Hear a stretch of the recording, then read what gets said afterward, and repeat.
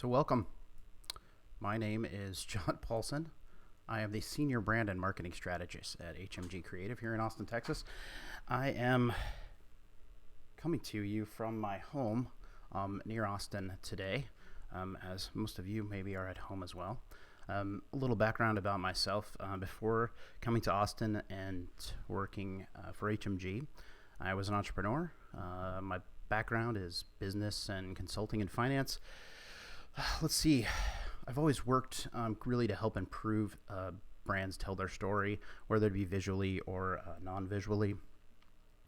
I have an extensive background in marketing strategy and campaign execution, that type of thing. So really, before we dive deep, I want to talk about kind of the logistics of the webinar here today. My colleague Sarah is over here in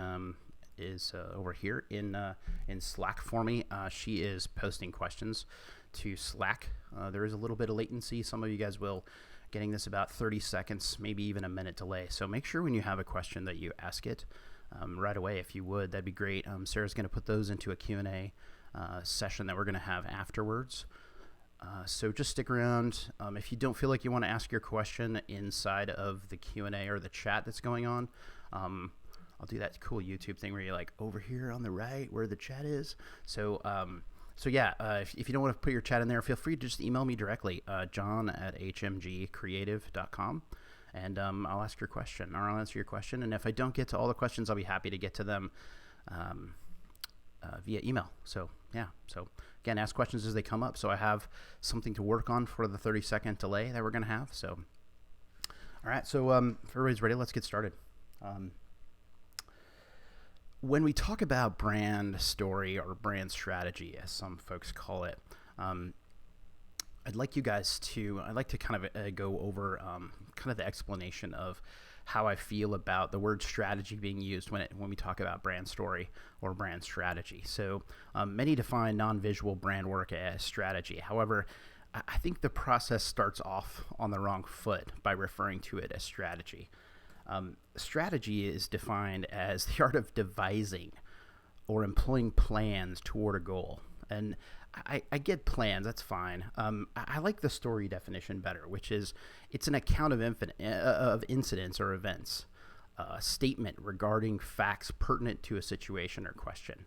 Okay, so knowing those differences, I'd like to just talk about a company, let's say it builds clocks.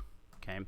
And how the word strategy versus story relates to how a clock company would work. So when it comes to marketing and selling a clock, we should talk about strategy, right? The word strategy is great for that. Strategy relies heavily on market, consumer insights, etc. Some questions one might ask when marketing a clock, right? You might talk about the color of the face of the clock, the style the hands are crafted in, how big it is, maybe what font are the numbers in, all about that, right? The features and benefits about the product and what appeals to the people, their style, the taste, the size of the clock, like I said, the place the customer would hang it. These are all things that we talk about when we talk about marketing strategy, right? Maybe the size of the clock talks about the persona that you're going after. Maybe it's commercial or homeowners or whatever, right? Those are marketing things. You see, when we talk about brand story, it's not about features and benefits of the product. In this case, story really relates to the history of the people that work there and why they work there. Why? Maybe it's the clockmaker's story about why he or she wants to start building clocks, right? Why is the organization making clocks and not lawnmowers? Okay. The difference, the clockmaking company, what makes this clockmaking company different from any other clockmaking company, right? These are the items that are in story, right? So if the market, in this case, if the market were to pivot and the public no longer needs clocks, what are the attributes of the people and this organization that would allow it to pivot and still survive? So again, strategy is about features and benefits of the clock. Story is about why people choose to make clocks. All right. So there's a distinct difference. Okay. All right. let's move on. And we'll come back to this a little bit as well. And again, please ask your questions if you have them in chat. Sarah will get them over to me. All right. I'd like to introduce you to, we're gonna go over a little case study. John and Kathy Orofino. We're going to talk about how brand story can help an organization pivot. Right? The market requires people to pivot and businesses to pivot. So I want to explain this in this case study that I've made up. So meet John and Kathy Orofino. John is an elementary school teacher. Astronomy was not part of the science education at the school he taught. However, he believed it was very important to teach children about the universe. Okay. He believed astronomy teaches young children how to dream. Families who attended John's school now, that they've cut this astronomy piece out of his science class, he believes that they have to do this at home now, right? It's important for them to do it at home. So John and Kathy started an organization called Orofino.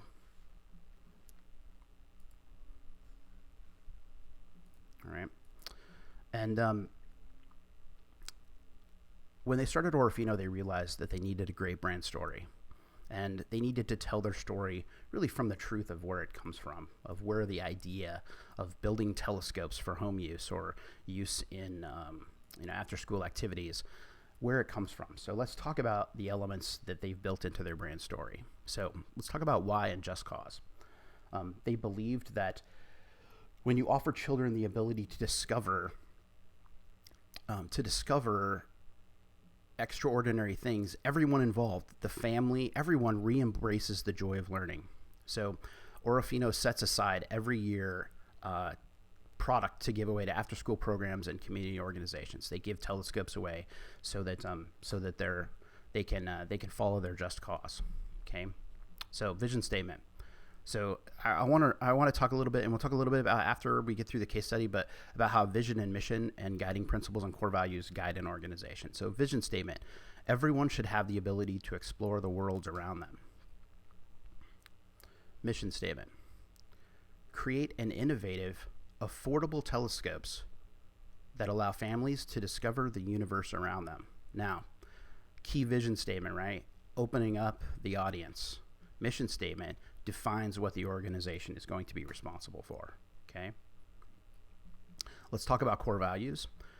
They originally set up a set of core values that talked about innovation, growth, balance, and service, and then give, right? Which talks to their why and their just cause. I like to write these based on what I call guiding principles, which, as you can see, these guiding principles live off of the core values. So first, innovation leads to efficiency, right? Anyone who's thought of an idea is usually rooted in efficiency. So innovation leads to efficiency. That guides an organization. Learn to teach, teach to learn. They knew that if they needed to grow this business and they were going to grow as an organization and spread their why, they needed to learn how to teach people about their just cause. All right. So, but they also needed to know that when, John being a teacher, that when you teach someone something, you also learn something as well. So you can see in there that growth model or that growth core value kind of relates to the organization and to the people inside of it and how they expect everyone to grow. Balance: crave the work, keep the life, right? Great work-life balance, guiding principle. Service: pretty simple, right? Deliver to customer, deliver to cause. Okay. All right. So everything's trucking along, right? Orofino's doing great. They're making telescopes. John's quit his job. Kathy is working in the organization as well, and everything's going great. But you know what? Sometimes organizations, when you have great core values and great guiding principles, what happens is as you innovate, you become more efficient. And so through that innovation, they've kind of maybe redesigned some optics, right? And made things smaller and made things more efficient, and things become, more efficient. But yet what happens is, you look back at your core values and your guiding principles and you say, gosh, we have a core value of growing. So are we going to just make telescopes the rest of our lives, or what are we going to do? So what they did is they first asked themselves, can we develop a new product with this innovation that we have? If we can, does it fit inside of our mission statement, right? And does it fit inside of our vision statement? All right. So I want to be very clear about this. Vision should never pivot. Inside of a brand story, vision should never pivot, but mission can pivot. And let me show you here. So what Orofino's done is they've edited their mission statement to accept the new product. The vision statement still filters the new product of binoculars, right? So they changed their mission a little bit. You can see create innovative, affordable telescopes is now moved to the back, right? And now we've got create innovative, affordable products that allow people to discover the world around them, right? Because binoculars are a single use, right? So you can see this pivot that they made in the market to their mission statement. But does this product fit in their vision statement? Everyone should have the ability to explore the world around them. Does it fit inside of their brand story? Do their core values and guiding principles support the product? The answer is yes. So as things grow, they're selling telescopes, they're selling binoculars, and things are starting to pivot in the marketplace. And what we have now is we have technology creeping up on the heels of John and Kathy and Orofino and the folks that work inside. And so now Orofino has said, we have to pivot again.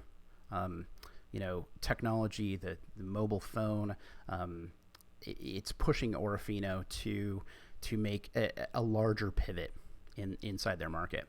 Now, many times I've seen organizations, stick their head in the sand and say, no, we're going to continue to make hard products. We're not going to, people still want to get out and look at telescopes and look through binoculars, but we're going to stick our head in the sand. John and Kathy realized that because of their core values and guiding principles that they set up at the beginning of the organization, that they couldn't do that. Innovation, it's their number one core value. They can't stick their head in the sand when the market decides to innovate. So they realized that they weren't the right people to do this. So they realized that they needed to hire a new CEO. So they start the interview process. Their team knows mobile technology, but they don't know it that great, and they don't have a great leader for that. So it's time for John and Kathy to step aside. They still own the company, but they step aside. They realize that they need new leadership, right?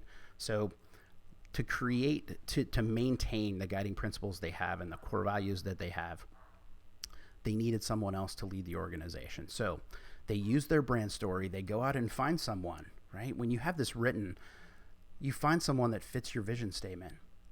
Does this person believe that everyone should have the ability to explore the world around them? Yes. So they find someone and they hire her, right? So she comes in. She has the background that they're looking for the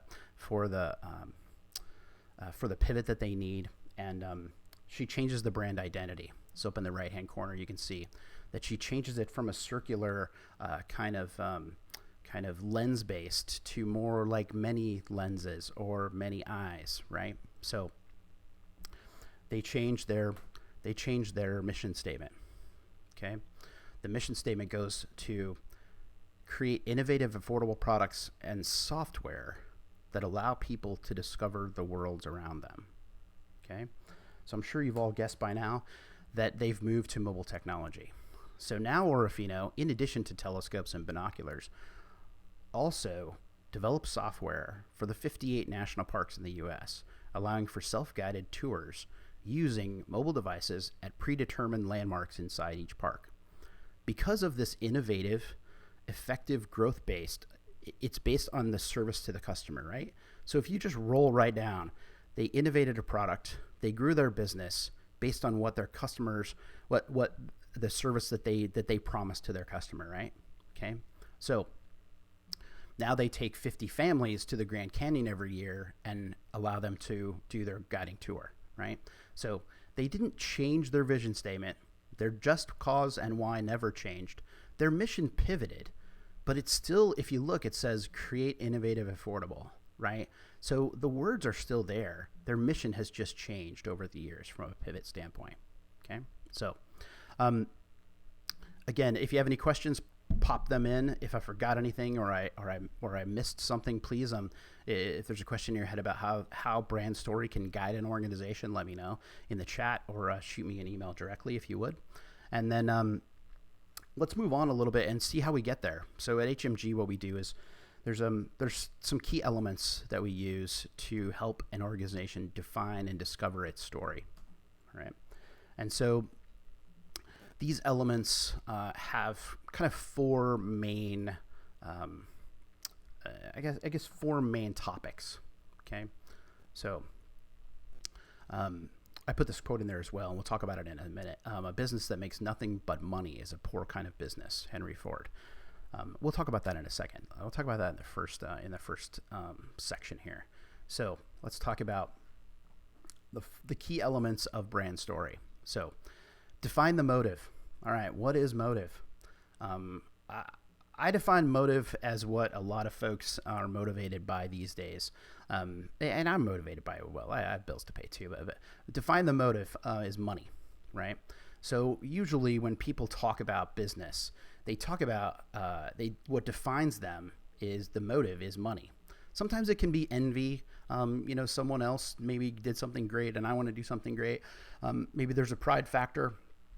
Maybe you're taking over a business from a family member and you have pride in your business, and that can be motivating as well. Revenge sometimes is a motivator. But most of the time when you talk about motive, people think about money, right? And so therefore, motive is money, therefore money is story. And I want to let you know that most businesses are not started off the bat by doing return on investment, by figuring out what the product is and then subtracting out what you can sell it for. And that's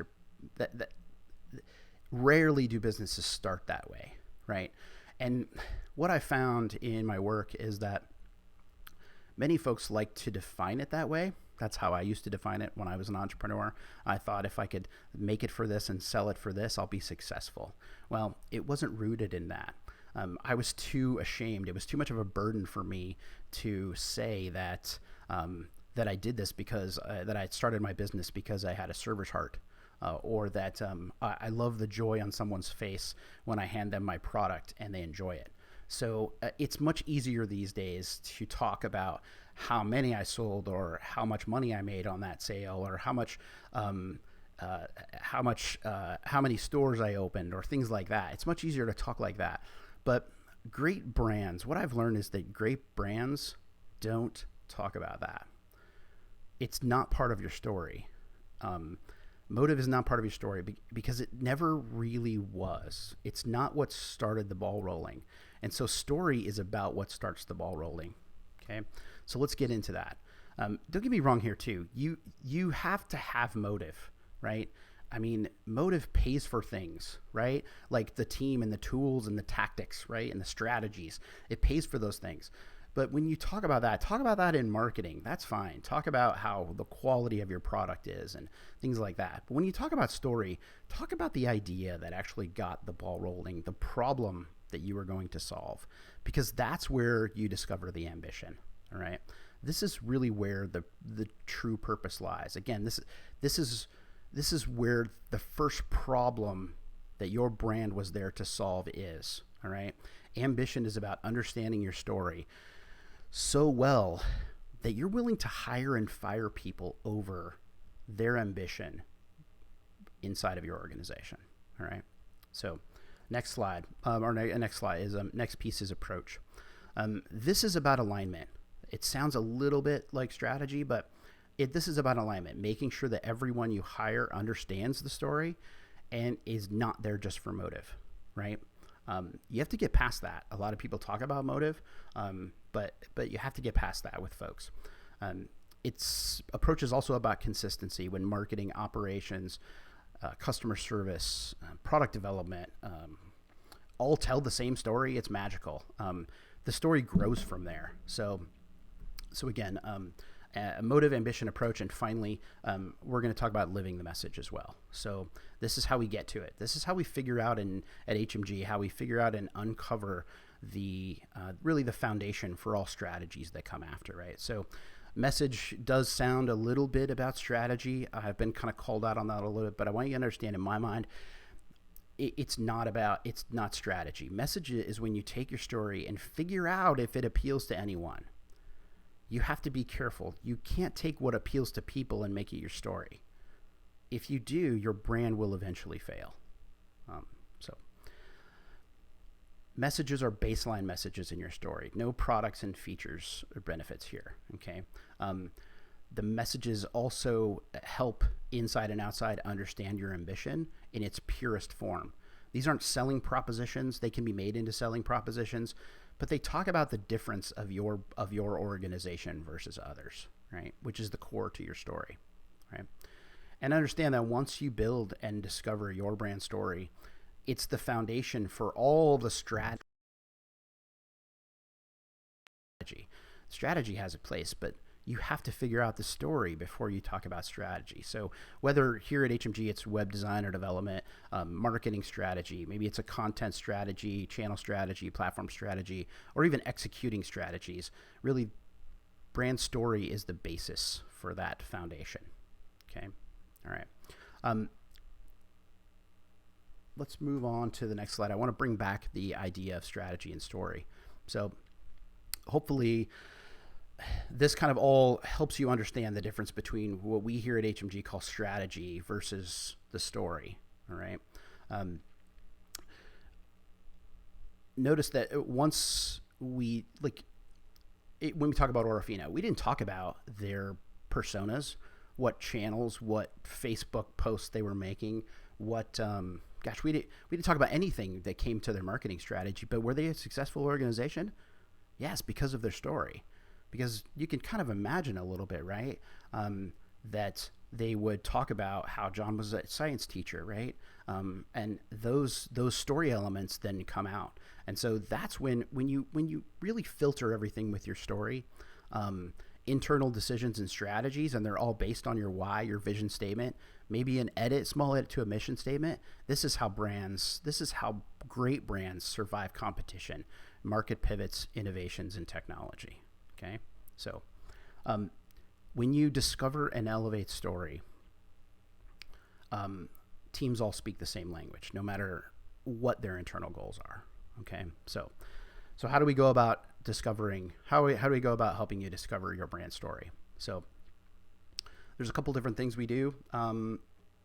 This is where I talk about a little bit of marketing. So brand story toolkit. We go through a process of team interviews, customer interviews, 3-hour brand story workshop with me. If you haven't had enough of me in these 23 minutes, you get 3 hours with me. Please don't let that discourage you. Okay. Please don't let that discourage you. So you get a 3-hour brand story workshop. We talk about market and then rival research. And I want you to understand as well too that rival research, there are things in the market that aren't competition, but they rival your business. And a lot of times those are the things that your marketing and customer service and operations folks complain about. They may not complain about the competition too much. They may complain about other things in the industry that are rivaling. Like right now, like we're all in our homes. This rivals a lot of businesses. This is a rival for a lot of businesses. So we talk about those kind of outside rivals as well. And then we get into spectator and fan research. So the difference between a spectator and a fan. I use this example. I'm a giant Bronco fan. So if I take someone with me to a Bronco game, right? I can't anymore because I live in Austin. But if I would take someone to a Bronco game, I'm the fan, right? Like I know the players, but I might take someone from out of town who's a spectator, right? And if you think about from a social standpoint and how you would tell someone the story of how you became a fan, it's not going to talk about the plays that happened. It's going to talk about the people, the teams, the integration of the quarterback and the running back and the coach and all those things. You're not going to talk about great plays. That's not what made you a fan. It's the players that made you a fan. So that speaks to story as well. So turning spectators to fans, we do that as well. So in the end, what happens is we give you a great brand book that allows you to give this brand book to vendors. I mean, heck, it could be, it could be a website vendor like us, it could be someone who's handling a marketing strategy for you like HMG. You take this brand book and you hand this to them. And some of the questions that you can ask yourself, right, is you have this brand book, right, and it's like, is your marketing team struggling with competitors defining the market? under core messages is where you can find your brand difference, right? And you can build selling propositions based off of those brand differences. And if you think about how you,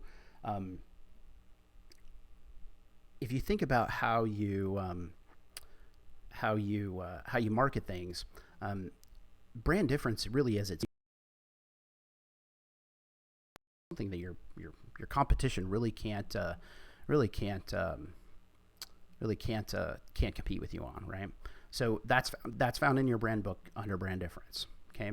Does your customer service team have a question about how to handle inbound calls or answer the phone? That can be found in the brand voice section of your new brand toolkit. Does your outsourced marketing agency, like HMG, need to understand logo, color, font usage? The answer is in the style guide section of a new toolkit. Is product development, this is key, right? Think back to Orofino. Is product development wondering if customers will accept a completely new product? This is in your why and in your vision, right? When you bring products through that filter, they're usually destined for success because your fans are going to accept them and they're going to share them with spectators, right? So you see everything, when everything is filtered by brand story, it's really magical. So I want to let you guys know that I want to, first of all, thank you for coming, and we're going to get into some Q&A now. It looks like, let's see. Let me check and see if we have any questions. It doesn't. Sarah looks like it says, gosh, I hope I was easy to hear during the webinar here, but it looks like, yeah, we do have one question. Yes. So, if you already have a marketing strategy or you already have your vision and mission statement, can you go back and do brand story? Absolutely. Yes, absolutely. If you have we rarely get organizations that are startups and want to develop this process. A lot of times what we do is what happens is that, the motive starts to take over an organization. And so, kind of getting back to the foundation, or they want to introduce a new product and they're like, it's not being accepted the way we thought it would be. Well, that's because it doesn't fit your brand story, or your brand story really isn't talking about what it is that you guys really are about. And so that's really the key. So yes, absolutely. If you have marketing strategy, if you are already out in the world creating social proof for yourself, and it's not working, the key is not really to go back to the drawing board, but go back and remember what drawing board got you to where you're at. So, and really redefine those things. And it takes time, but with a great brand story, going back to it, it's easy. You just need to edit the marketing strategies that come after it, or maybe even the content strategies that are, that are whatever tools you're using to send out message. Brand story should be its key, and it's easy to go back to it. Let's see.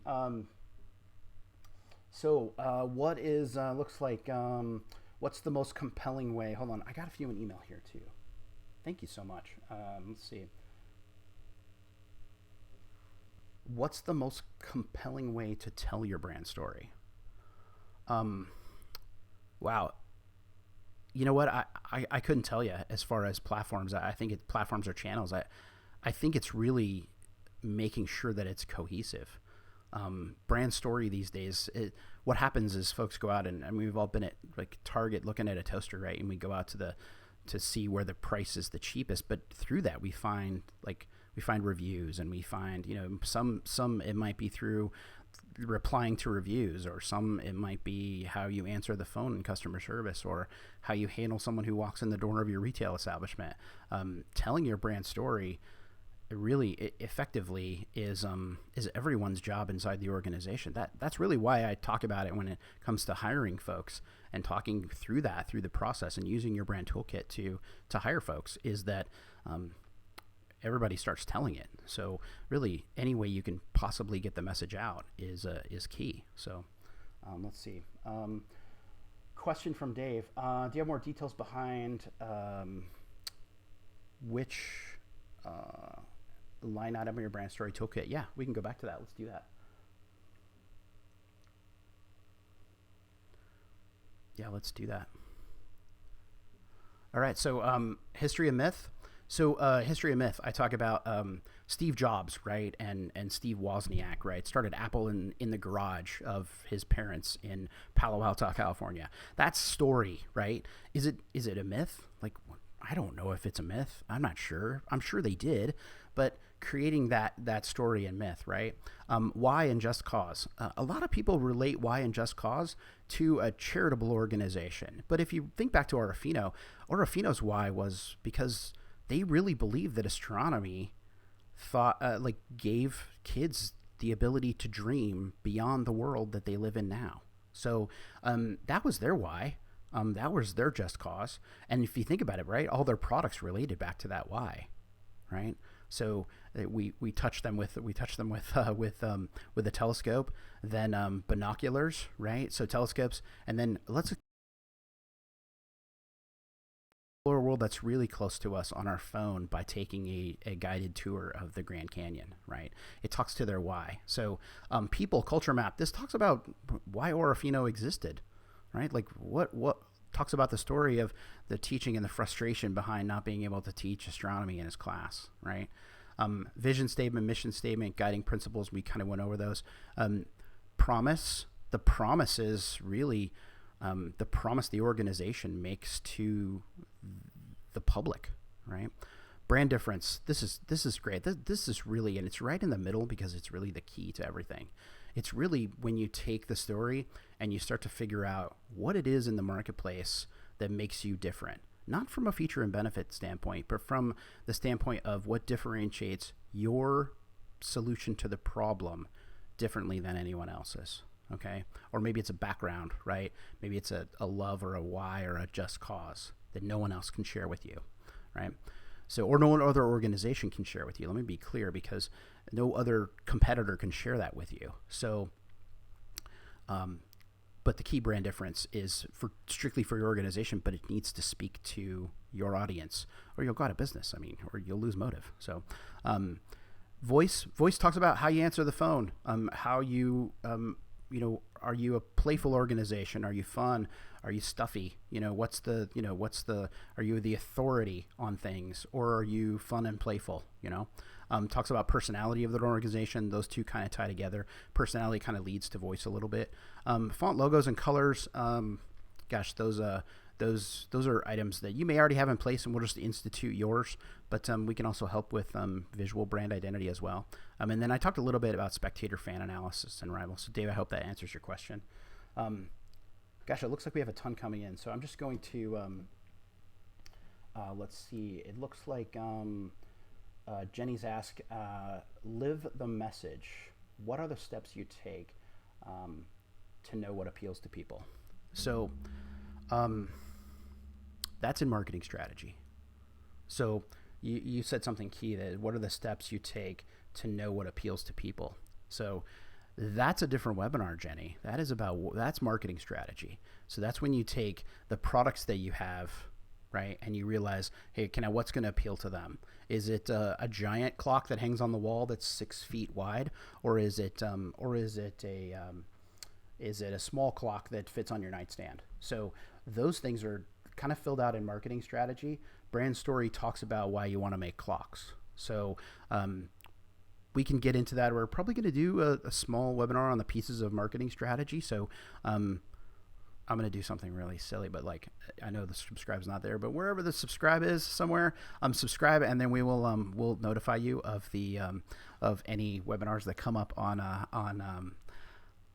marketing strategy. So if I don't get to your questions, please let me know. I'll go through and answer them in the chat after we're over here. So or I'll answer them via email, one of the two. So let's go one more. Let's see. Let's do. We did the elements. Let's see. Wow. How can you create a brand story being a health coach? Wow. I really think it's about it. and again, I should be clear. We don't create brand stories here, and so we discover brand stories. We help discover brand stories. So to help someone create something is a we kind of get deep down in and figure out, why did you want to be a health coach? Simon Sinek has a great TED talk about finding your why. And so I think for an individual who's decided to be a health coach and help in that industry and help folks understand things the way a health coach does, I think it's really about why you wanted to do that with your life. So I would recommend you going out watching Simon Sinek's 3 circles. We use that a lot when it comes to in our workshops, but go out, and it's a great take it as a personal one-on-one as far as finding your why, and then everything kind of flows from there. So we help businesses do it, and I think that help businesses discover it. Again, we don't really create anything. So let's see, we've taken we're about 10:36. We've got about 4 or 5 more minutes. Let's see. Jetty's got another question. Are there differences in brand story for a nonprofit like a theater company?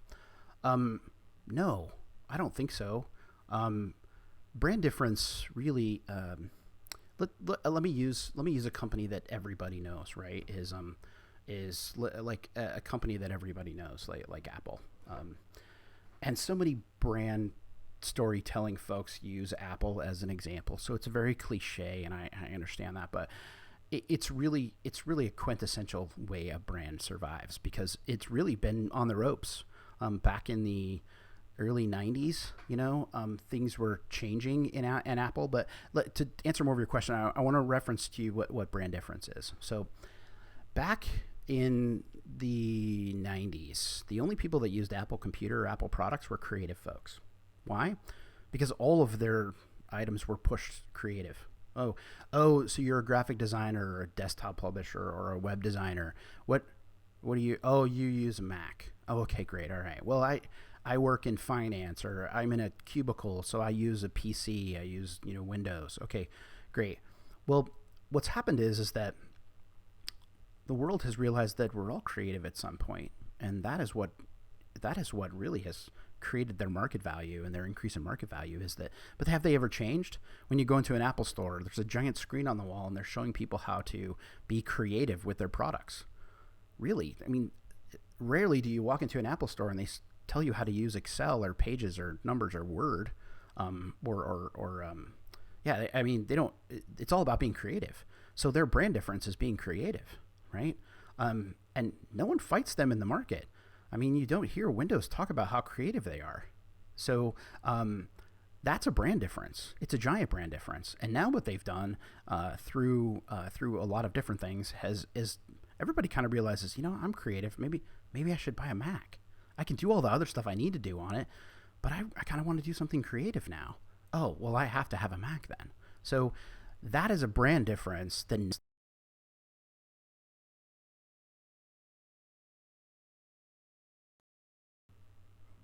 Yeah, I lost audio for a second. Sorry about that. That's the one thing that they can hang their hat on when it comes to brand difference. So I think that's probably the best example I can use for creating brand difference. So it really applies. It applies to your organization. So let's see. It looks like we're done with questions. So I really want to thank everyone for coming and watching our first webinar here at HMG. There will be many more to come, I'm pretty sure. Format may change a little bit. We're going to evaluate the work we've done here today. So if we had some struggles that weren't apparent to us, please let us know. We're a purpose-driven organization, and so getting these messages out is very important to us. And so and helping you develop these messages and discover these messages is very important to us as well. So thanks everyone for coming. I appreciate it. And if you have any other questions, or there were questions in chat that I didn't get to, I'm going to pop into chat after this and answer those questions. So again, I appreciate everyone coming. Sorry that I'm in my home. Hopefully next time we do one, we'll be at our beautiful office down off of Old Torf and Lamar in Austin. So again, thanks everyone. We appreciate it, and stay creative. Thanks.